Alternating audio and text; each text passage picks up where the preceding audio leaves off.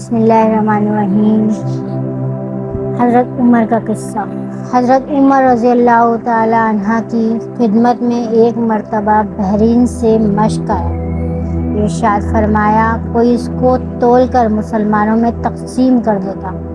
آپ کی اہلیہ حضرت عاتکہ رضی اللہ تعالی عنہ نے عرض کیا، کیا میں تول دوں؟ آپ رضی اللہ تعالی عنہ نے سن کر سکوت فرمایا۔ تھوڑی دیر میں پھر یہی ارشاد فرمایا، کوئی اس کو تول دیتا تاکہ میں تقسیم کر دیتا۔ آپ کی اہلیہ نے پھر یہی عرض کیا۔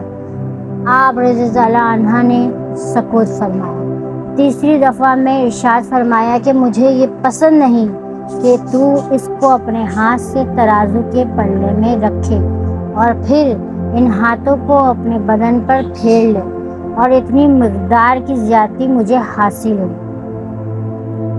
یہ احتیاط ان صحابہ اور تابعین کی اور ہمارے بڑوں کی پیشوا کی۔